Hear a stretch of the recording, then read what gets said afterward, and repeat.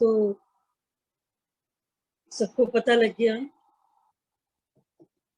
और हैरानी की बात है कि हमको पता लगा शायद 1 बजे पता लगा रात में। आई थिंक सो कि 1 ही बज रहा था या 12:50 हो रहा होगा शायद। उस समय ही मैसेज हमने बना करके डाल दिया। तो इस बीच में सुबह 4 बजे तक मैसेजेस का रिप्लाई भी आता है रात के टाइम।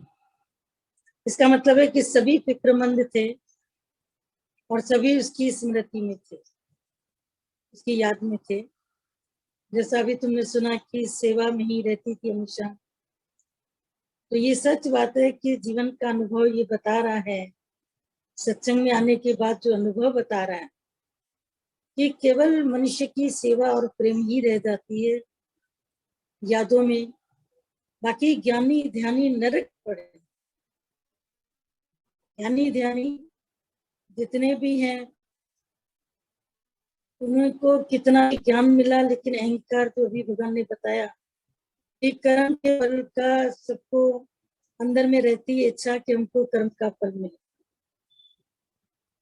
हमें तो ऐसा लगा जैसे ज्ञान गंगा सत्संगाल की माँ उसने विदाई ली, लेकिन ये भी सच है कि वो सब कुछ आपको देके गई, अपना आदर्श, अपना प्यार। एज भी उसकी कोई ज्यादा नहीं थी, हमसे भी शायद छोटी होगी, बड़ी नहीं होगी, 1-2 साल का हो सकता है फर्क हो। कभी पूछा नहीं था हम लोगों ने कि उम्र क्या है, पर सत्संग के बाद आकर के जैसे जो सेवक होते हैं प्यार वाले, उनकी उम्र ठहर जाती है। और पूरा टाइम वो सब दिन सत्संग में 12-1 बजे तक रुकना, सब दिन विदाउट एनी फेल। मंडे सत्संग सुबह नहीं होता था, बाकी सब दिन तो होता ही था। ट्यूसडे शाम का होता था, तो वेडनेसडे टू संडे सब दिन सुबह का सत्संग अटेंड करना। बाहर भी सत्संग करने के लिए निकलते थे वो सिटी में। कभी कभी कोई उनको साथी नहीं मिलता था, अकेले ही चले जाते। कहती थी औरों को कि ऑटो हम कर रहे, पैसा हम खर्च कर रहे, चलो। पर सेवा के ये भावना, जज्बा, समय निकालने का जज्बा, ये बहुत कम लोगों में होता है। तो सेवा अमूल्य है, उसका कोई मूल्य चुका नहीं सकता है। तो इसीलिए सब इस बात को ध्यान में रखें कि ज्यादा ज्ञान की पुस्तकें बनाने की, ज्ञान की बातें याद करने की कोई जरूरत नहीं है। But be practical also in your life. Be practical बने और प्रैक्टिकली अपनी लाइफ के भीतर में इस चीज को जज्ब करें कि मेरे जीवन का उद्देश्य है। बहुत बड़ी उम्र तो उसकी नहीं थी जब सत्संग में आई थी, पर उसको एक दुख था कि उसको कोई संतान नहीं। संतान न होने की वजह से अंदर में तकलीफ रहती है। दुनिया के लोग भी बहुत सी बातें करते हैं, फिर समाज जो होता है कंजर्वेटिव है, उनको कुछ न कुछ चाहिए। काफी बार पूछा भी कि कई कहते हैं कि किसी को गोद ले लें, जैसा आप कहें। सत्संग में आ चुकी थी, जैसा आप कहें। हमने कहा अगर सच पूछो तो हम बताएं कि अडॉप्ट किए हुए बेबी औलाद सुख कम देती है, दुख ज्यादा देती है। कर्ज है, औलाद एक कर्ज है। किसी के पास में सेवा करने के लिए आती है, किसी की सेवा लेने के लिए आती है। पर प्रभु दे तो अपना दे, बाकी अडॉप्शन कोई सोल्यूशन नहीं है। कहीं कहीं पर सुख भी मिलता है, एक अलग अलग बातें हैं, क्योंकि एक्सेप्शनल केसेस होते हैं। पर तुम्हारे जीवन का उद्देश्य अगर इस रास्ते पर चलना है तो कोई रुकावट बीच में मत डालो, तुम्हें पालना पड़ेगा। बीच में तुम्हारा सत्संग बहुत मिस होगा, फिर कब आ पाओगी सत्संग में? It will be too difficult, too late. वो उसी समय से ही सत्संग के सेवा में लगी। ज्यादातर यात्राएं भी करती थी, पर जैसे कहते हैं ना, कुछ लोगों की सामने आने की आदत नहीं होती है, वो बैक में ही काम करते हैं नींव के पत्थर का, और वही अमर होते। जो सामने देखते हैं वो चंद रोज की उनकी कहानी होती है, पर जो नींव के बन जाते हैं, स्टोन बन जाते हैं, पत्थर बन जाते हैं, वो बिल्डिंग को खड़ा रखते हैं। नहीं दिखते सामने से, फिर भी न दिख करके भी उनके आदर्श काम करते हैं। आ जाते हैं अभी गीता भगवान की वाणी के ऊपर कि पल की इच्छा मनुष्य को परेशान करती है। तो कैसे ये भगवत गीता का जो चल रहा था 5वां अध्याय कंटिन्यूसली भगवान चला रहे हैं कि कर्म से संन्यास नहीं लेना, कर्म से नहीं भागना, लेकिन कर्म के फल की कभी भी तुम इच्छा नहीं करना। मैंने ये कर्म किया तो मुझे ये मिलना चाहिए, मैंने ये किया तो मुझे ये मिलना चाहिए। जो भी परमात्मा तुम्हें देता है, जैसा भी परमात्मा देता है, उसमें अपने मन को शांत रखो और कभी भी फल की इच्छा मत करो। जिसको परमात्मा ने देना है उसको बंद मुट्ठी से भी देगा। जिसका हिसाब किताब नहीं, वो मुट्ठी खोल के खड़ा हो जाए तो भी बारिश का पानी उसके हाथ में आकर के निकल जाए। और किसी की मुट्ठी मान लो बंद है कि मुझे नहीं चाहिए, ठीक है मैं संतुष्ट हूँ, भगवान उसकी मुट्ठी खोल करके भी हीरे रखते। इसलिए प्रारब्ध पर पूरा भरोसा रखें, अपने को ज्यादा भटकाए नहीं, अपने को ज्यादा परेशान नहीं करें। दादा भगवान की जीवनी के अंश चल रहे हैं, नंबर 46 है, पेज नंबर 107। शुक्राने सिखाना। भगवान का एक वचन है कि हर हाल में शुक्राना माने। एक आंख भी निकल जाए तो शुक्राना करो, एक आंख तो बच गई। अचानक एक स्त्री को कांच लगने से एक आंख निकल गई तो उसको एकदम भगवान का वचन याद आया कि शुक्राना करो। तो ना वह रोई न दुखी हुई और भगवान का शुक्राना करने लगी कि शुक्र है एक आंख तो बच गई, एक तो बच गई। एक बार भगवान ने कहा कि तुमको सुबह सुबह यूरिन ठीक से आए तो शुक्राना मानो। तो यह बात सुनकर एक लड़का हंसने लगा कि इसमें शुक्राने की कौन सी बात है। फिर वह दिल्ली चला गया और वहां जाकर उसको पथरी हुई और उसका यूरिन बंद हो गया। वह बहुत दर्द से छटपटाने लगा। जब ठीक हुआ तो भगवान को पत्र लिखकर क्षमा मांगी और शुक्राना किया कि अब उस यूरिन भी ठीक से आता है। गुरु कैसे सिखाता है कि हर बात में शुक्राना मानो। अगर एक आंख चली गई तो दूसरी बच गई। और ये सचमुच में कल्याण की एक लेडी थी, सोडा बॉटल आती है अभी भी, जो कांच वाली सोडा बॉटल आती है जिसमें अंदर कंचा होता है। एक बॉटल सोडा की आपको ऑर्डिनरी मिलती है, एक जो कंसंट्रेटेड बॉटल होती है उसमें कंचा होता है। तो उसको जैसे ही ओपनर से ओपन करते तो कंचा बाहर क्यों निकलता है? कंचा उसमें एयर को टाइट रखता है, इसलिए उसमें डाला जाता है कि वो उसके अंदर की एयर को टाइट रखे। और जो ड्रिंकर्स ड्रिंक वगैरह करते हैं, ड्रिंक करते तो उनको सोडा का जो इसका जो अति है, सोडा की जो तीखापन है, उनका उसको आनंद आए उसके बीच में। तो जैसे ही वो सोडा बॉटल उसने खोली, उसको गैस्ट्रिक हो रही थी कुछ भी, तो वो कंचा जाकर के इतनी स्पीड से निकला कि उसकी आंख, और उसकी जो आंख का जो आई बॉल था एकदम बाहर आ गया।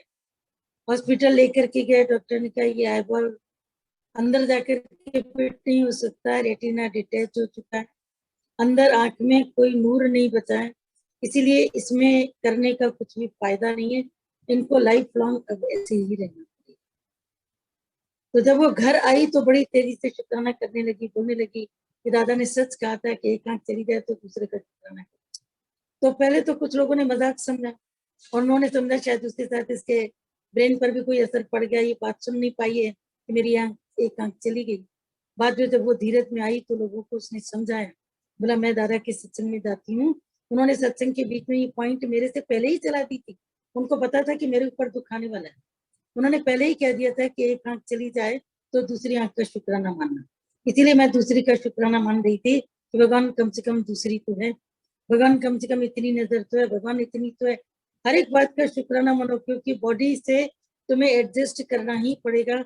बॉडी में कभी एक पैर बेकार हो जाता है, कभी एक फेफड़ा काम नहीं करता है, कभी एक किडनी काम नहीं करती है, कभी बहुत कुछ चीजें जिंदगी के अंदर ऐसी हैं जिसको कि तुम समझ नहीं सकते, समझा नहीं सकते। लेकिन बॉडी के अंदर कुछ भी होता रहे, क्या भी होता रहे, उसमें भी शुक्राना मानते जाओगे कि भगवान शुक्र है। हमारे पूना में मुना भगवान सत्संग करते थे, उस सत्संग के शोधारे पूना में गीता भगवान का सत्संग उन्होंने ही संभाला। पूना में रोमी दीदी, सोनू दीदी उनके साथ में ही थे। उनकी एक किडनी बिल्कुल काम नहीं करती थी, दूसरी किडनी भी बहुत कम काम करती थी। आगे चल करके जो किडनी काम करती थी उसने भी धीरे धीरे उसको कम कर दिया। पर और आखिरी में तो काफी डायलिसिस का भी उनका दौर चला, लेकिन जब भी वो मिली तो मुस्कुराती। हमारी उनसे आखिरी मुलाकात ऋषिकेश में हुई थी। ऋषिकेश में वो उस टाइम पर आई थी, दादाजी का हरिद्वार का प्रोग्राम बना था, बहुत साल बाद उनको हमने देखा था। तो ऋषिकेश में जब गंगा जी में नहाने का टाइम आया तो उनका मन था कि गंगा जी में आए हैं तो स्नान करके जाए, डुबकी लगा के जाए। दादाजी ने बोला ठीक है। तुम लोग भी चलो, हम लोग भी आते हैं। जेंट्स का अलग बना रहता है, लेडीज का अलग बना रहता है। पर वो उधर से इतनी अटखेलियां खेल रहे थे गंगा जी के बीच में, हम तो किनारे खड़े थे। हमको ठंड का असर बॉडी में ज्यादा रहता है, तुम कभी भी चाह करके भी गंगा जी में पाँव भी नहीं डाल सकते। नहाना तो बहुत दूर की बात, पैर डाल करके भी नदी में बैठ नहीं सकते इतनी देर, 5 मिनट भी नहीं, 2 मिनट भी नहीं। खैर शरीर अपना जो चेंज हुआ तो चेंज हो गया, पहले तो ऐसा नहीं था। पर मोना जी को हमने देखा, वो इतना हंस रहे थे, इतना खिलखिला रहे थे, सबके ऊपर पानी के छींटे मारना, भजन गाना, डुबकियां लगाते थे ना, लग ही नहीं रहा था कि जैसे इनके शरीर में कोई पीड़ा। उसके कुछ टाइम के बाद ही उनका शरीर भी शांत हुआ।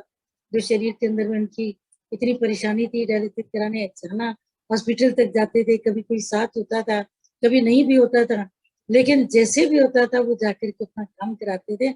और कभी भी चेहरे से उनके कभी कोई शिकायत, कभी कोई उनके अंदर से कोई बात नहीं टपकी। तो ऐसे ऐसे जो वीर हम लोग सत्संग में देखते हैं कि कैसे वो शुक्राना करते रहते बेबी भगवान का। कल सबने रथ यात्रा देखी, महासमाधि देखी, कितने दिन से महासमाधि को रोज हम लोग देखते जा रहे हैं। कभी किसी की निकल रही है समाधि, कभी किसी की, कभी किसी की, किसी की कैसी, किसी की कैसी, लेकिन सब अंततः एक ही बात सिखाते जा रहे हैं कि जन्म और मृत्यु के बीच में, बर्थ और डेथ के बीच में BCD, ए पर आत्मा को हटा दो, बाकी बच्चा BCD। तो B फॉर बर्थ और D फॉर डेथ, उसके बीच में C फॉर चॉइस। ये तुम्हारी चॉइस है कि तुम डेथ से पहले क्या चुनते हो। तुम्हारा जन्म तुम्हारी इच्छा से नहीं, पता नहीं कौन सी हॉस्पिटल में हुआ, तुम्हें नहीं पता, गवर्नमेंट हॉस्पिटल थी या प्राइवेट नर्सिंग होम थी, या तुम्हारी घर में डिलीवरी हुई, तुम्हारे हाथ में नहीं था। लेकिन तुम्हारी मृत्यु, तुम्हारा जो एग्जिट है लाइफ का, ये अपने हाथ में, एंट्री हमारे हाथ में नहीं।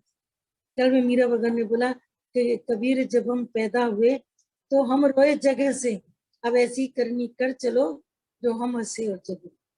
यानी ऐसी करनी करके जाओ कि लोगों के अंदर श्रद्धा के आंसू रहे, श्रद्धा के प्यार के आंसू रहे। जैसे मीरा दी के लिए भी सबके अंदर श्रद्धा के आंसू हैं। उन्होंने ज्ञान सबको सुनाया, बहुत सुनाया, बाहर भी शहरों में जाते रहते थे, जब भी उनको भेजते थे तो काम के लिए तैयार रहते थे। इधर तो खैर 2 साल से उनका शरीर, 3-4 साल से धीरे धीरे कमजोर पड़ता जा रहा था, लेकिन फिर भी कभी ना नहीं करते थे कि नहीं हम नहीं करेंगे। जीवन के अंदर में जितना भी जिए, खुश होकर के जिए, उदारचित होकर जिए, खर्च करके जिए, यानी अपना जीवन भी अच्छी जगह पर खर्च किए। सत्संग के एक एक चीज का उसको पता रहता था क्या करना है। ये कबर्ड में कितना सामान है, बुक्स बाकी कितनी, बाकी बाकी कितने हैं, बिजली का बिल जमा हुआ कि नहीं हुआ, ये काम से पूछना पड़ता है। और अभी भी थोड़ा दिन पहले बैठी थी तो बोला सत्संगाल में पानी की टंकी की सफाई इस साल भी नहीं हुई और इस साल भी नहीं हुई है, तो इस साल पानी की टैंक भी वो साफ करना। कहा अभी थोड़ा टाइम ठीक हो जाए तो पानी का टैंक भी साफ कराएंगे, तुम्हारी भी तबीयत थोड़ी सी रिकवर हो, क्योंकि अभी तुम वीक लग रही हो, तो उसके बाद में ये काम भी हो जाए। यानी अंत तक भी उसके मन के भीतर में सत्संग का कार्य ही था, अन्य कोई दुनियादारी, कोई भाव, कोई माया के अंदर में उसका मन कभी भी नहीं था। कभी भी उसके साथ हमको मेहनत नहीं करती। कई लोग ऐसे होते हैं बार बार मेहनत मांगते हैं, मूड खराब करते हैं, दिमाग खराब करते हैं, एक शब्द पकड़ के बैठ जाएंगे, एक अपना क्या कर रहे हैं उनको नहीं पता, लेकिन एक शब्द भी पकड़ के फिर मेहनत करो बैठ करके उनके साथ। नहीं बाबा, ऐसे नहीं, ऐसे नहीं है। ऐसे लोगों का तो लगता है ज्ञान में कितना टाइम आगे चलेंगे, कितना समय चलेंगे, क्योंकि धक्के मार वाली गाड़ी कितना टाइम चलेगी, आखिर उसको तुम्हारी गाड़ी वो डब्बा ही हो जाएगी। पर जो अपने आप से चलते हैं, अपनी मेहनत से चलते हैं, तो जो समझदार व्यक्ति होता है उसको 1% प्रेरणा की जरूरत होती है, इंस्पिरेशन की जरूरत होती है, और 99% उसका पुरुषार्थ। अभी पीछे आपने पुरुषार्थ और प्रारब्ध पढ़ा। और जो मध्यम व्यक्ति होता है, मध्यम वर्ग का व्यक्ति, उसकी 50% प्रेरणा होती है और अपने मतलब की उत्साह होता है, और 50% उसको इंस्पायर करता है। और जो उत्तम कोटि का व्यक्ति होता है वो 98-99% अपनी इंस्पिरेशन से चलता है, दूसरे की इंस्पिरेशन उसको ओनली 2% चाहिए, और अपनी शक्ति से, अपने एंथुसियाज्म से, अपने उत्साह से, अपनी ताकत से, अपने विल पावर से वो 98%। तो ऐसे लोग जो 98% अपने विल पावर से चलते हैं, गुरु से कम मेहनत लेते हैं, तो वो व्यक्ति दुनिया में याद रह जाते हैं कि उन्होंने कम से कम मेहनत। कभी भी मन खराब होना, कभी भी मूड खराब होना, कभी भी किसी तरह की बात को फील करना, हाँ फील होता था उसको, ऐसा नहीं कि मनुष्य को फील नहीं होगा। सत्संग परिवार है, कभी बात होती है, कभी कुछ होता है, लेकिन वो कह करके उसके बाद में बिल्कुल एकदम शांत हो जाए। उस बात को लेकर के कभी बैठी हो जीवन में, उसको रिपीट कभी किया हो या उसको किसी और को बताया, ऐसा कभी नहीं सुना। तो मनुष्य का आचरण सबके मन को भाता है, जो प्रैक्टिकल उसका जीवन है वो सबके मन को भाता है। सत्संग की कोई जरूरत नहीं कि सत्संग उसने कितना किया, जब भी करते थे शाम के टाइम पर सत्संग सबको बहुत अच्छा लगता था। कई लोग कहते थे मीरा दीदी बहुत दृष्टांत बताते हैं, उनका मतलब बताते हैं, बहुत अच्छा लगता है सुनने में। हम लोग उनका सत्संग कभी मिस नहीं करते, जरूर सुनते हैं। जिस दिन उनका सत्संग होता है उस दिन जरूर सुनते हैं। जूम में सबका सेवा था, कम से कम 15-20 लोग तो ऐसे थे ही जो सत्संग के कार्य से जुड़े थे, चाहे लखनऊ के चाहे बाहर के भी। वो भी सत्संग के कार्य को शाम के टाइम पर अपनी अल्टरनेट ड्यूटी को करते थे, सेवा को करते थे। ड्यूटी शब्द गलत है, सेवा करते थे। पर हर एक व्यक्ति एक दूसरे को ध्यान से सुने, प्रेम से, और उसको पसंद करे, ये भी एक बड़ी बात हो जाती है। जब जीवन में सत्संग लगता है तब समझ में आता है सामने के व्यक्ति को कि इसका जो जीवन है ये जीवन का अंश इसका पढ़ने। तो जो जीवन का अंश पढ़ने वाला वैसा अगर अपने को बनाते जाएंगे, तो जैसे दादा भगवान ने भी बताया, शुक्राना मुस्कुराना, कि सुबह का यूरिन भी अगर साफ अगर आता है तो बोलो भगवान शुक्र है। और बॉम्बे में हमको एक बेटी मिली, उसने बताई अपनी बात। वो अपनी ननद के साथ गई थी बड़े दादा भगवान के सत्संग में, शरणागति में, वहां पर साइन में। बड़े दादा वहीं पर ही रहते थे। बिल्डिंग का नाम पहले पहले जिसमें रहते थे उसका नाम सेवा कुंज था, बाद में जहाँ पर आया उसका नाम शरणागति था। बड़ी ये भी एक अजीब अच्छे से ऐसे नाम है जो उन्होंने खुद तो नहीं दिया अपार्टमेंट के नाम।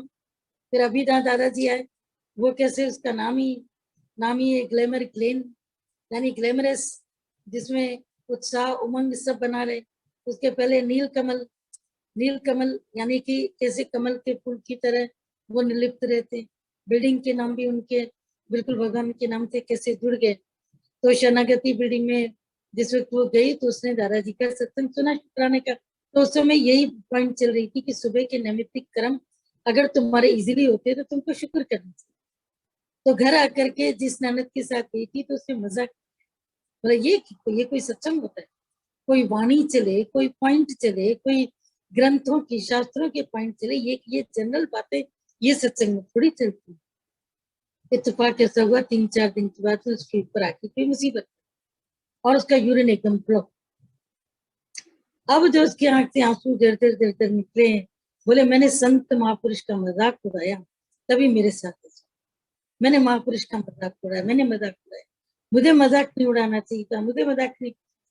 आखिर में ये करते करते उसने अपनी ननद को बोला कि कल तुम सत्संग जाओगी, दादा भगवान को हमारी तरफ से प्रे करना, हमारी तरफ से बोलना मैंने ऐसा गलती करी है, मुझे माफी दे, मुझे क्षमा करें, मैं तकलीफ को नहीं सह। और उसने जाकर के उधर दादाजी को बोला। दादाजी ने कहा मेरे को तो याद भी नहीं, तुमने आके बताया था कि तुम्हारे साथ तुम्हारी भाभी आई थी, उसने घर में जाके मजाक किया, लेकिन मेरे को तो उसकी याद भी नहीं है। पर उसको क्या हुआ? बोला ये प्रॉब्लम है। बोला सब ठीक है। अभी दादाजी ने उधर बोला और ये लेडी घर भी नहीं पहुंची। और जिस वक्त वो घर पहुंची तो उसने बताया 1 घंटे पहले मेरी तबीयत मेरे को पास। बोला 1 घंटे पहले ही दादाजी ने कहा सब ठीक हो गया। तो कैसे दादा भगवान ने एक एक चीज को हम लोग को महसूस कराया।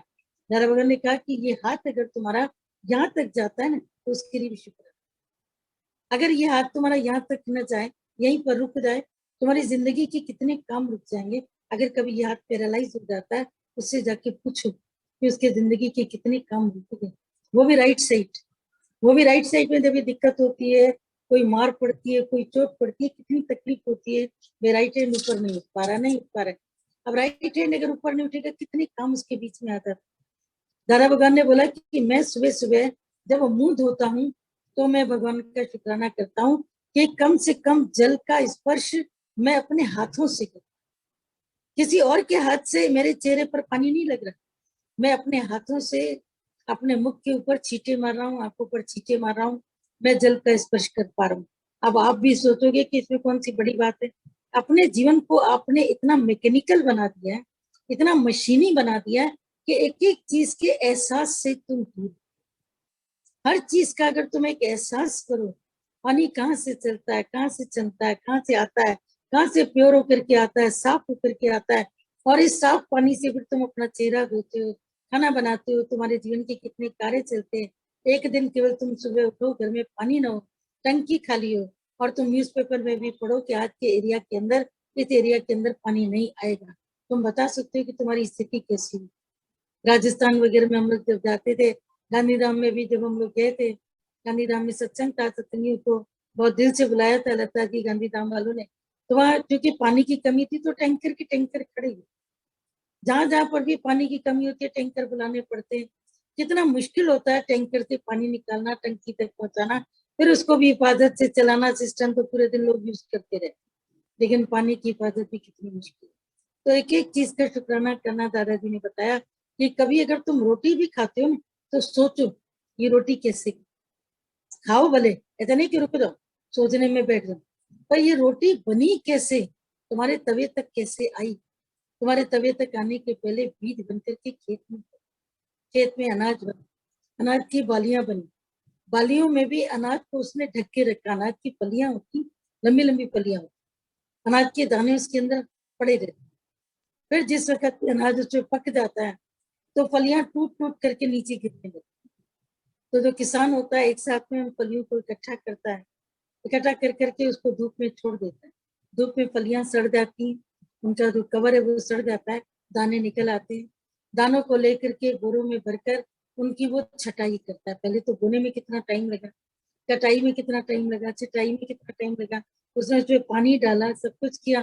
फिर जब अनाज पक करके घर आया तो घर में आने के बाद उसने अपने गोदाम के अंदर में उसको छाना, छाना और छाटा। उसके बाद में छानने के बाद, छाटने के बाद उसकी पूरी गंदगी हटा करके उसको धोया। कभी कभी अनाज नहीं भी धोते, पर हम लोग के घरों में तो बचपन में जब आता था, आजकल तो सीधे ही आटा आता है, बचपन में जब आता था तो हम लोग देखते थे अनाज की बोरियां आती थी तो पहले धुलती थी, धुल करके सूखती थी, तब उसका आटा बनता था कि न जाने कितने हाथों से निकल करके आइए, उसको अशुद्धता पहले खत्म।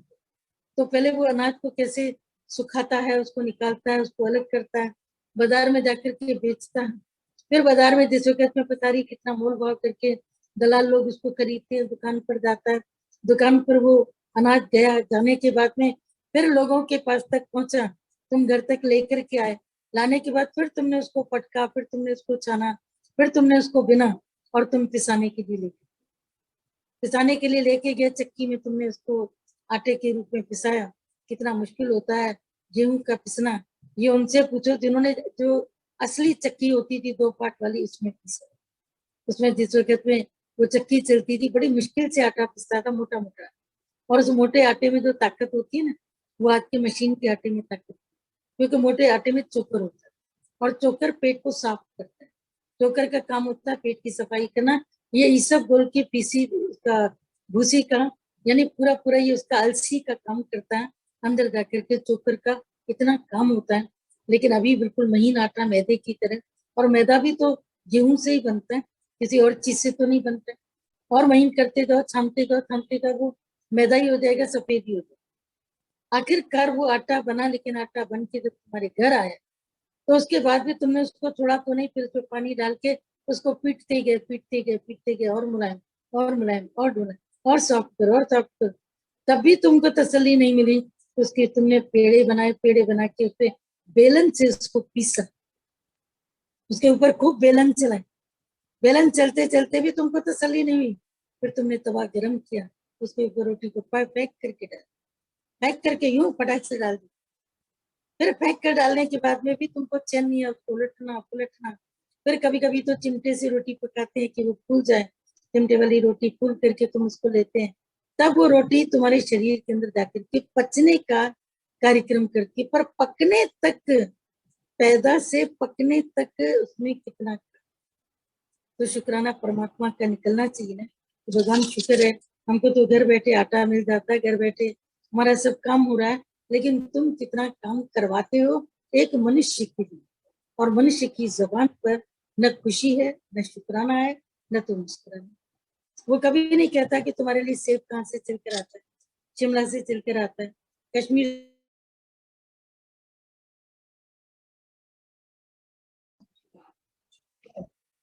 तो शुक्राना करते जाओ, करते जाओ, करते जाओ। शुक्राना करने वाले का कभी भी परमात्मा जो शनिचर का उसका अंश होता है ना, उसको धीमा बोलता है, इसका शनिवार धीमा, क्योंकि इसने शुक्र को शुक्राना कर दिया। इसलिए मुस्लिम्स में शुक्रिया की नमाज, जो शुक्र की नमाज होती है, उसका बड़ा महत्व है। इसीलिए कई बार तुमने सुना है ये जुम्मे नहाते हैं। उस दिन यानी नहाने का मतलब है कि उस दिन वो अच्छे से रेडी होकर के ईदगाह जाते हैं, वहां पर नमाज पढ़ते हैं, और शुक्रवार के दिन वो शुक्राना करते हैं। वो शुक्र के दिन को वो मानते हैं, एक प्योर करके मानते हैं। जैसे हमारे यहाँ मंगल को प्योर करके मानते हैं, वो शुक्र के बृहस्पति को प्योर करके मानते हैं। वो शुक्र को प्योर करके मानते हैं कि ये हमारे जीवन का एक मांगलिक दिन है। अगर उस दिन अगर उनकी ईद पड़ जाए, शुक्रवार भी हो और उनकी ईद भी हो, या फिर अलविदा की नमाज हो उस दिन, तब तो फिर उनकी खुशी को कोई ठिकाना नहीं होता है कि इस बार तुम्हारी खुशी का कोई ठिकाना नहीं। तो जो व्यक्ति जीवन को शुक्राना बना दे, उसका जीवन ही एक आदर्श बन जाता है, सबके समान बन जाता है। तो इसीलिए शुक्राना मुस्कुराना कभी भी भूले नहीं। आज का ये योग वशिष्ठ का टॉपिक है, महर्षि वशिष्ठ का जन्म। महर्षि वशिष्ठ का जन्म कैसे होता है उसको सुनो। ब्रह्मा जी द्वारा रचित संसार तथा सारा प्राणी समुदाय रोगों से पीड़ित, लाभ हानि से दुखी तथा जन्म मरणशील था। ब्रह्मा जी ने जो संसार को बनाया उसमें लाभ हानि, जन्म मरण, सुख दुख, नरक स्वर्ग, ब्रह्मा जी के संसार में ये सब चीजें समाई हुई। विषय विकारों तथा दुर्व्यसनों से पीड़ित लोग जो है वो विषय विकारों से पीड़ित है। दुर्व्यसन, शराब पीना, झूठ बोलना, सिगरेट पीना, किसी की चुगली करके आना, किसी के लिए बैक बाइटिंग करना, गलत फहमियों को पालना, गलत फहमियां दूसरों को देना, ये सब जो गलत व्यसन है, अंदर में गलत प्रकार का तामसिक भोजन करना, प्रमादी बन करके सोए रहना, ये सब जो गलत व्यसन थे, ये भीतर में पीड़ित मनुष्य में पड़े थे। भगवान ब्रह्मा जी को ये सब देखकर बड़ा दुख हुआ और वह जीवों को इन दुखों से बचाने का उपाय सोचने लगे। सृष्टि तो बनाई लेकिन दुर्व्यसन भी हो गया, तो अब ये सृष्टि को कैसे इन सब चीजों से बचाएं, तो उसके लिए ब्रह्मा जी ने विचार किया। सबसे पहले ब्रह्मा जी ने इन दुखों को दूर करने के लिए तप, धर्म, दान, सत्य और तीर्थ सेवन आदि साधनों का निर्माण किया। उन्होंने पहले पहले क्या बोला, बोला कि तप करे मनुष्य, साधना करे, तीर्थों पर जाए, कहीं पर भी ऐसे अपने कार्य करे जिससे उसका जीवन, तो तीर्थ यात्राएं करे, संतों का समागम करे, ये करे, तपस्या करे, ध्यान करे, समाधि करे। लेकिन ब्रह्मा जी ने देखा कि इससे भी मनुष्य का मन एकाग्र नहीं। तो आगे क्या किया, आदि साधनों का निर्माण किया।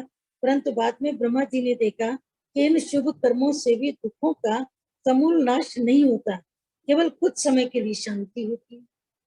यानी थोड़ी देर के लिए मन शांत हो गया, जितनी देर ध्यान किया मन शांत हो गया। और दादा जी की कितनी ये अद्भुत पॉइंट है जो हम लोगों ने सुनी है कि मनुष्य कितना भी ध्यान करे, कितना भी समाधि करे, लेकिन अगर उसका अपना बेटा, अपना पुत्र एकमात्र मृत्यु के बिस्तर पर पड़ा है, मृत्यु के बिस्तर पर है, डॉक्टरों ने जवाब दे दिया है, उस समय उसको बोलो कि तुम अब मेडिटेशन करो, करो, करेगा? उसका मन लगेगा? नहीं लगेगा। समाधि में बैठो, मन लगेगा? नहीं लगेगा। लेकिन सत्संग ज्ञान की बातें उसको उस समय भी अगर कोई बताएगा तो उसको सुनो। गुरु से अगर बात करनी होगी तो फोन पर बात करेगा, वीडियो कॉन्फ्रेंसिंग करेगा, फोन कॉल करके अपने मन का लेना देना करेगा, अपना हालचाल बताएगा। तब ब्रह्मा जी ने विचार करके इन सबसे मुक्ति का उपाय निर्वाण रूप मोक्ष ही है, ये करके जान। ब्रह्मा जी को भी ये समझना पड़ा कि तप, ध्यान, व्रत, नेम, समाधि, ये सब चीजें क्षणिक शांति देंगी, लेकिन यदि पूरी तरीके से मन की शांति चाहिए तो उनको ज्ञान की ओट लेनी पड़ेगी, और ज्ञान उसको गुरु से मिलेगा, साधु संगत से मिलेगा, जिसकी प्राप्ति से मनुष्य जन्म मरण के चक्कर से छूट जाता है। यानी मुक्ति का उपाय क्या, निर्वाण मोक्ष। अब मोक्ष के ऊपर पूरा इसने जोर दिया है। आगे के टॉपिक्स को आप मिस मत करिएगा, आगे के टॉपिक्स में आएगा कि मोक्ष के 4 द्वारपाल, जिसको मोक्ष चाहिए उसको इन 4 द्वारों से, 4 दरवाजों से निकलना पड़ेगा, तब जाकर के वो मोक्ष की स्थिति तक, नजदीकी तक पहुंचेगा। उस मोक्ष की प्राप्ति ज्ञान से होती है। इसीलिए जीव के लिए संसार सागर से पार होने का एकमात्र उपाय मोक्ष है। आप भी आज इस बात को अच्छे से समझ हो कि बिना संसार की सागर से अगर पार उतरना है तो कोई ग्रंथ कोई भी तुमको पार नहीं कराएगा। ये सब ग्रंथ व्रत नियम उपाधियां ये सब जो कुछ है टेम्परेरी मन को शांति देंगी, लेकिन मन को मोक्ष की तरफ नहीं लेके देंगे। पीछे भी किसी ने प्रश्न किया था कि मुक्ति और मोक्ष में क्या फर्क। आमतौर पर मोक्ष को मुक्ति कह देते हैं, लेकिन मुक्ति और मोक्ष में एक महीन सा है। मुक्ति किसी भी चीज के लिए तुम कह सकते हो, अरे बाबा मेरे को मुक्ति दो, मैं नहीं आऊंगा तुम्हें, मैं मुक्ति चाहता हूँ, मैं इस काम से मुक्ति चाहता हूँ, मेरे को नौकरी से भी मुक्ति चाहिए, मेरे को भी अपनी बहू से मुक्ति चाहिए, मेरे को दुकानदारी के काम से मुक्ति चाहिए। लेकिन मोक्ष केवल जन्म मरण के चक्कर के लिए इस्तेमाल होता है।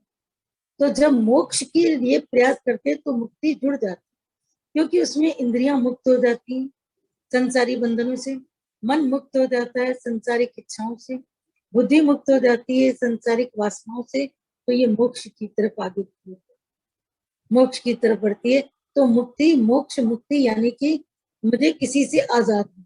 अक्सर कहते हैं जीवन मुक्त तभी हो प्राण जब सतगुरु अपनाए। तो जीवन मुक्त होकर के रहना ये भी अपनी एक स्थिति यानी मुक्त प्राय होकर, लेकिन मोक्ष माने जिसमें ये शरीर भी मुझसे बिल्कुल दूर है, एकदम शून्य, बिल्कुल ईथर वैक्यूम बी नथिंग, जहां पर यूं पेंसिल रखो और नीचे गिर जाए, क्योंकि उसके नीचे कोई बेस नहीं किसी भी चीज का, बस यूं रखी और यूं नीचे गिर गई। इसी तरीके से वो आकाशवत हो जाता है, शून्य हो जाता है, तुरी अवस्था को प्राप्त होता है। इसको मोक्ष है। मुक्ति साधारण चीजों के लिए भी इंसान इस्तेमाल करता है। चलो एग्जाम टले, अब कम से कम हमारी मुक्ति हुई। इस बार इंटरमीडिएट के एग्जाम लैब कर दिए बच्चों ने, गवर्नमेंट की तरफ से आ गया, मैं उनको ऐसे ही पास कर दिया। तो जिन बच्चों ने मेहनत करी थी वो तो रो रहे थे अपने ऊपर, अरे हमने इतनी मेहनत करी, हमने ये किया। जिन्होंने कोई मेहनत नहीं करी, अरे हमको तो मुक्ति मिली। हम लोग के भी जब एग्जाम खत्म होते थे, अरे मुश्किल से तो मुक्ति मिली, अब चैन से सो।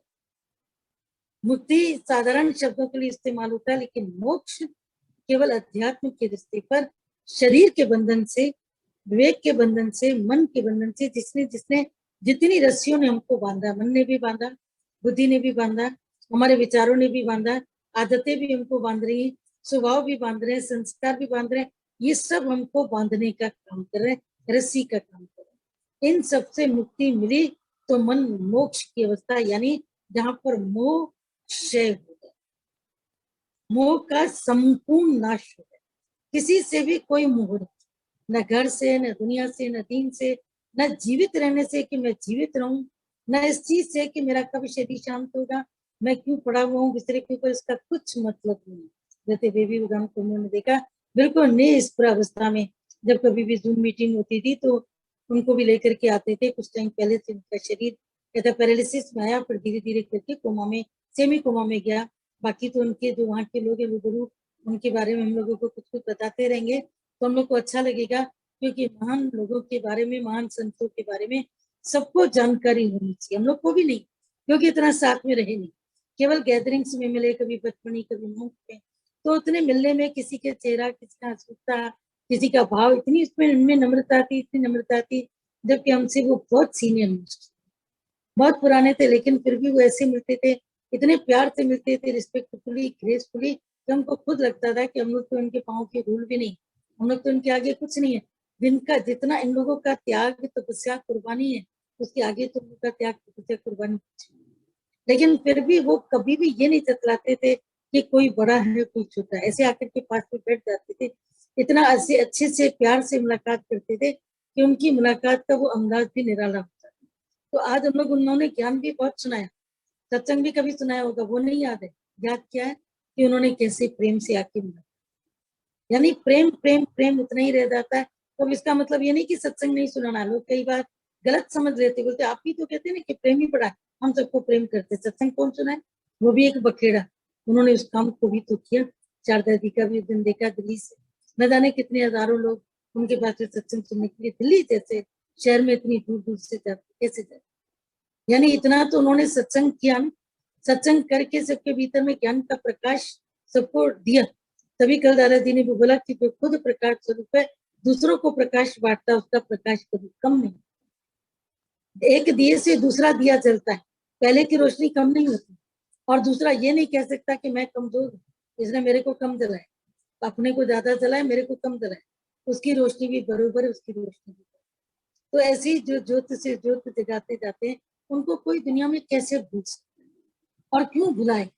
जब माँ बाप नहीं भूलते तो ऐसे माँ बाप कैसे भूले जो सत्संग में आपको खड़ा करते हैं, निश्चय देते हैं, कहीं पर भी तुमको कुछ भी सिखाते हैं, यही बड़ी बात। आगे भगवान ने बोला, तब संसार को ज्ञान देने के निमित्त ब्रह्मा जी ने अपने संकल्प के बल पर एक पुरुष को पैदा किया। वह ब्रह्मा जी उत्पन्न, उनका नाम वशिष्ठ नहीं। ब्रह्मा जी ने वशिष्ठ जी को उत्पन्न किया और वशिष्ठ जी को नाम क्या दिया कि तुम मैं ही, मैंने तुम्हें उत्पन्न किया। इसलिए बताया ना कि ब्रह्मा जी के 4 पुत्र, तो वो सनक, सनातन, सनक, ये 4 पुत्र ये थे। एक नारद मुनि ब्रह्मा जी के मानस पुत्र हैं, और वशिष्ठ मुनि भी ब्रह्मा जी के मानस पुत्र है, यानी अपने से उत्पन्न किए हुए, भावना से उत्पन्न किए। उन्होंने एक कल्पत मनुष्य को बनाया कि तुम धरती पर जाओ और मेरे इस काम को करो, लोगों को संदेश दो। क्या? तब ब्रह्मा जी ने मुझे संसार में ज्ञान का प्रचार करने का आदेश दिया। वशिष्ठ मुनि कहते हैं, मुझे संसार में ज्ञान का प्रचार करने का आदेश दिया। मैंने कर्म परायण लोगों को कर्म कांड का उपदेश दिया, और विरक्त लोगों को जो निर्वाण पद प्राप्त करना चाहते थे, उन्हें ज्ञान और वैराग्य का उपदेश दिया, जिससे उन्हें जन्म मरण से मतलब जो लोग कर्म कांडी हैं, जिनका कर्म कांड में विश्वास था, उनको मैंने कर्म कांड के लिए कहा कि तुम जाके कर्म कर। लेकिन जो उससे ऊपर मुक्ति के लिए हैं, जो जिनके भीतर में ज्ञान है, जिनके भीतर वैराग्य है, जिनके अंदर तलब है, उनको मैंने ज्ञान दिया ताकि वो जीवन मुक्त हो सके, ताकि वो मोक्ष को प्राप्त कर सके। हे राम, तुम्हारा ये वैराग्य विवेक से उत्पन्न हुआ है। और साथ दादाजी जब क्षट संपत्ति बताते हैं, 4 साधन बताते हैं, तो उसमें सबसे पहले विवेक, उसके बाद में वैराग्य। तो विवेक से जो वैराग्य उत्पन्न होता है, वो सदैव कायम दायम रहता है। और जो वैराग्य संसारिक किसी घटना से पैदा हुआ, वो कायम दायम नहीं रहता है। जैसे किसी की तुमने मृत्यु देखी, 1 देखी, 2 देखी, 3 देखी, क्या दुनिया है, ये है, वो है, वो वैराग्य थोड़े टाइम के बाद में फिर तुम भूल जाओगे। 2, 4, 5 साल के बाद में फिर बच्चों की शादी हुई, किसी का कोई फंक्शन कार्यक्रम, फिर तुम बीते हुए को याद करोगे, कितना याद कर लोगे, कितने आंसू बहालोगे, याद करके फिर अपने काम पर लग जाओगे। वो वैराग्य कोई स्थिर वैराग्य नहीं, पर जो वैराग्य विवेक से उत्पन्न होता है, जिसका विवेक खुल जाता है कि ये संसार नश्वर है, नश्वर संसार से प्रीत मूर्ख करता है। ये भगवत गीता में आता है कि नश्वर से प्रीत मूर्ख करता है, और शाश्वत से प्रीति विवेक वाला। तो विवेक से पैदा हुआ वैराग्य, जब विवेक से ही वैराग्य का जन्म होता है, क्योंकि विवेक हमको विचार देता है, और विचार ही वैराग्य को आगे लेकर के आते हैं। अंदर का वैराग्य एक मसाणी वैराग्य, मसाणी वैराग्य यानी शमशान घाट में तुम चले जाओ, तो सबको सत्संग करते हुए देखोगे, सब सत्संग बता रहे होंगे, क्या है कुछ नहीं, साथ जाएगा, लेकिन व्यक्ति उधर से निकले, नल में से पानी लिया, पानी का छींटा लिया, और पानी का छींटा डाल करके अपने सिर के पीछे यूं फेंकते, सिर के पीछे, यानी मेरी जो मौत है पीछे, मेरे आगे नहीं है, ये उसके आगे थी, वो बेवकूफ था जो चला गया, मैं अभी जाने वाला नहीं। बाहर निकलते ही फिर मोबाइल आता है, पापा माल बेचना है, पापा ये गिरा कर रहा है, पापा ये है। अभी उसको सब चीजें फिर वही याद है, फिर वही बैठा है, फिर वो भूल गया मुंह।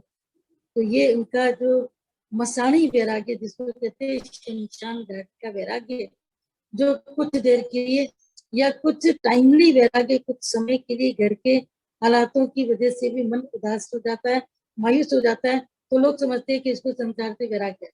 अरे उनको संसार से वैराग्य नहीं आया, बल्कि वो जीवन के भीतर में वैराग्य उनके अंदर में नहीं आ रहा है, वो केवल संसार से निराश। तो निराश व्यक्ति से क्या होगा जीवन के अंदर काम?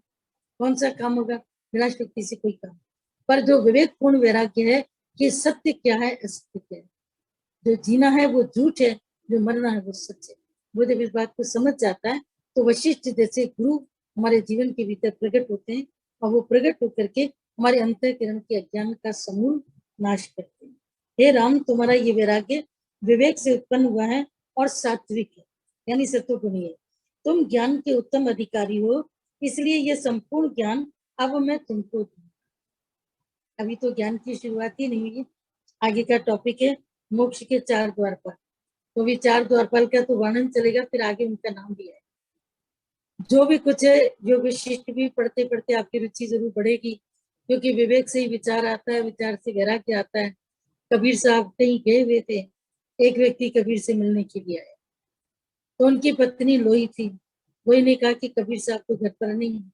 बोला लेकिन मेरा तो अर्जेंट इशू है, जरूरी काम है, कबीर से मिलना मेरे को बहुत जरूरी है। कहा जहां भी होंगे मैं उनसे मिलना चाहता। बोला इस वक्त वो शमशान घाट पे, किसी की मृत्यु हो गई थी, वो शमशान घाट पे, और अभी कार्य वहां पूरा नहीं हुआ होगा, उनको वक्त लगे। बोला लेकिन मैंने तो कबीर को आज तक नहीं देखा है, तो मैं कबीर को कैसे पहुंचा। बोला तुम जब शमशान घाट में जाओगे तो शमशान घाट के बाहर खड़े हो। जब संस्कार का काम पूरा हो चुका होगा तो तुम ये देखोगे कि सबके सिर पर, जब अंदर होंगे, खड़े होंगे शमशान घाट पर, तो सबके सिर पर कलगी, और जब बाहर निकलेंगे सब लोग तो सबकी कलगी हट चुकी होगी, लेकिन एक व्यक्ति के सिर पर कलगी। समझ लेना कि वही कबीर। तुम सोचोगे कलगी क्या होती है? कलगी होती है जैसे तुमने मुर्गी को लाल पंख देखे हैं, ऐसे ऊपर की तरफ या कभी ऐसे गले की तरफ इनके लटकते हुए लाल पंख होते हैं, उनको कलगी कहते हैं। एक मुकुट जैसे मुर्गी के ऊपर वैसा है, या मुर्गे के ऊपर है तो उसको उसका मुकुट कहते हैं। कलगी माने मुकुट, जैसे एक मुकुट की तरह, जैसे एक पहचान उसकी बन जाती है, एक मुकुट उसके सिर के ऊपर है। जैसे इतने सारे लोगों के बीच में राजा कौन है, तो उसके सिर पर मुकुट है, पहचान में आ गया कि राजा, ये राजा है। भीड़ में भी तुम पहचान सकते हो कि राजा है, सिर पर इसके मुकुट। तो उसके सिर पर कलगी होगी, बाकी के सिर पर नहीं। तो जिस वक्त उसने शमशान घाट में अंदर झांक के देखा, तो दाह संस्कार के समय जितने पुरुष खड़े थे उन सबके सिर पर कलगी, उन जिससे कलगी यानी उनका सिर के ऊपर कुछ ऐसी चीज थी जो दिखा रही थी कि इनका सिर बिल्कुल ढका हुआ। पर जब बाहर निकले तो केवल कबीर का एक व्यक्ति था जिसके सिर पर कलगी थी, बाकी किसी के ऊपर। उसने औरों को भी घूर के देखा, तो बाहर निकलते जा उनके सिर पे कुछ नहीं। कबीर को देखा, एक व्यक्ति को देखा, बोला इतनी जल्दी कैसे किसी को मैं कबीर कहूँ, पता नहीं कौन है। जब सब लोग निकल गए शमशान घाट से, केवल एक व्यक्ति जिसके सिर पर कलगी थी, उसका वो पीछा करता जा रहा था। उसके उसने पाँव पकड़े, बोला कबीर साहब मुझे बहुत जरूरी काम, मेरा ये काम आप ही कर सकते हो और कोई नहीं कर सकता। खैर कबीर ने बातचीत करी, बातचीत पूरी हो गई। जब बातचीत पूरी हो गई तो कुछ दिन के बाद में अमुक व्यक्ति फिर घर में गया, कबीर साहब की कुटिया में गया, तो उनकी पत्नी लोई उससे पूछती है, बोलती है तुमने कबीर को कैसे पहचाना। बोला पहचान तो आपने दी थी कि उसके सिर पर कलगी होगी। बोला कलगी तुमने कैसे पहचानी। बोला मैंने कलगी ऐसे पहचानी कि बाकी सब लोग जब बाहर निकले तो बाहर निकलते ही उनके मुख पर दुनियादारी की बातें, लेकिन कबीर बिल्कुल मौन, शांत, गंभीर, जैसे कुछ विवेचन कर रहे हो, भीतर में कोई मंथन कर रहे हो। तो मैं समझ गया कि यही कलगी।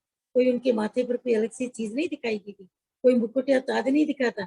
उसने केवल उसके चेहरे को देखा कि इसके चेहरे पर वैराग्य का तेज।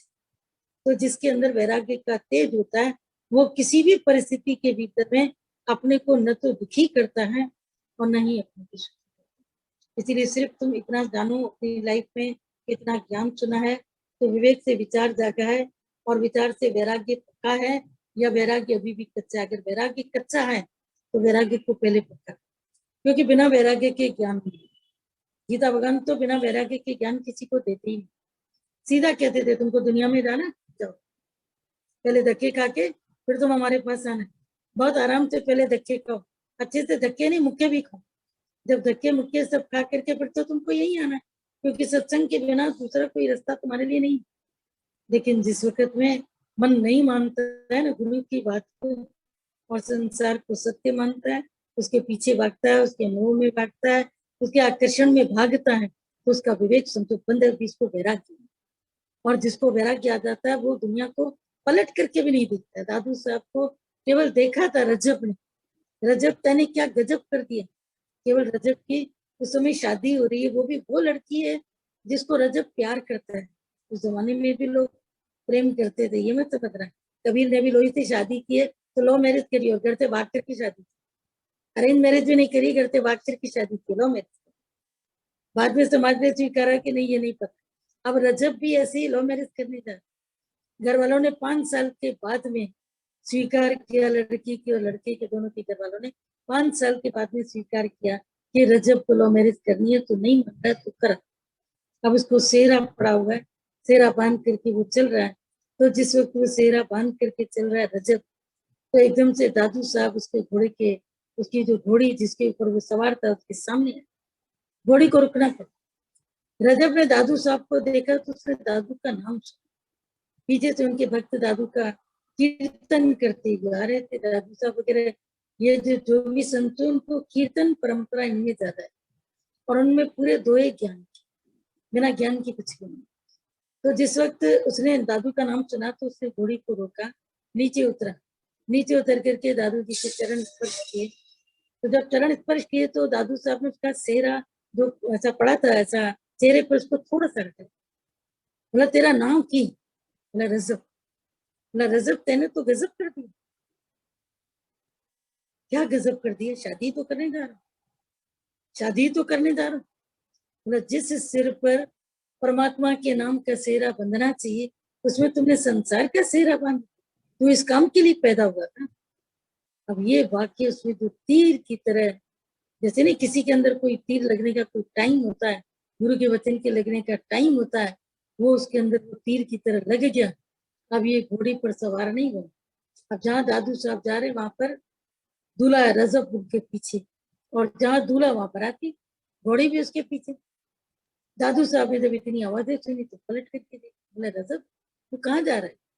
बोला आपके पीछे। बोला मेरे पीछे क्यों? तू तो शादी करने जा रहा था।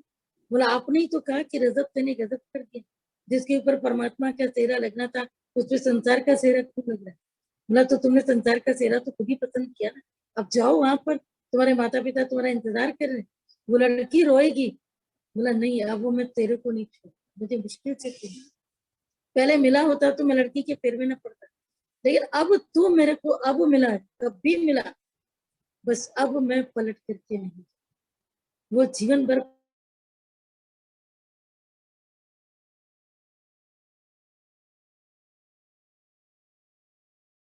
करना चाहता, बोलो थोड़ा सा पैसा मेरे से लेके तो अगर नहीं हो जाकर के रेल की पटरी पे सो के आओ, मैं देखूं जरा कैसे सोते, कितना तुम अपने अंदर में हिम्मत होनी चाहिए ना बात करने।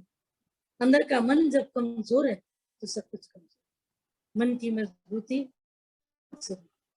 और जब अपना मजबूती के पैर होते, लोग हमेशा हमको बोलते थे कि अगर तेरे पैर मजबूत है दुनिया तुमको नहीं हिला सकती, अगर तेरे पैर कमजोर है तो दुनिया नहीं पड़ेगी, हवा से भी तुम हिल करके नीचे गिर जाओ, पत्थर से भी जरा से ठोकर करके नीचे गिर जाओ, क्योंकि अंदर की मजबूती नहीं। तो अंदर का वैराग्य मजबूत होना ज्ञान की बात जरूरी है, और जिनका वैराग्य मजबूत नहीं है वो बेकार अपना टाइम वेस्ट करे, उनको दुनिया में चले जाना चाहिए। जाकर के मोह माया शादियां अमरातियां, जो दुनिया के फर्ज धर्म पूरे करने फिर आओ, और फिर गुरु से तुम मेहनत लो, फिर गुरु की बात को समझो, फिर गुरु के पास में बैठो, फिर गुरु का ज्ञान सुनो, और गुरु का ज्ञान सुन करके गुरु के पूरी तरीके से गुरु को करने। तो ये वैराग्य की जो बात है, और कहते हैं कि रजब ने जिंदगी भर वो सेहरा पहन करके ही चलता था, दूल्हे का वेश पहन करके चलता। हम पहले संत का देखते थे, पढ़ते थे, पर समझ नहीं आता था कि कौन सा संत है, इसका चेहरा क्यों नहीं दिखता, पता भी नहीं था कि ये सब चीजें भी होती है। ये तो सत्संग में जब आए, सत्संग में थोड़ा थोड़ा इन सब बातों के अंदर जाते गए, तब पता चला कि वो ऐसे दूल्हे के वेश में क्यों रहता था, क्योंकि उसको गुरु ने दूल्हे के वेश में पसंद किया। बोला मेरे गुरु को ये वेश पसंद था, मैं ये वेश कभी नहीं होता, हमेशा सिर को सेहरे से ढका रहता रहा, चाहे वस्त्र जो भी पहनता हो, लेकिन सिर को सेहरे से ढका रखता था। जब उसको काम पड़ता था तो सेहरा अपना हटाता था। कई लोग कहते थे सेहरे का बोझ लेके चल रहे, बोला पहले बोझ था, वो बोझ गुरु ने उतार दिया, अब सेहरे में गुरु आ गया तो बोझ कैसे, अब बोझ। तो जिस वक्त में ये सब चीजें तुम सुनते हो भक्तों की बातें, तो मन को वैराग्य नहीं आता, तो मन इतना वैराग्य में रहे, इतना गुरु की प्रीति में रहे कि दुनिया पीछे छूट जाए, केवल सामने प्रभु परमात्मा ज्ञान सत्संग, सत्संग की प्रोग्रेस ये रह जाए, बाकी सब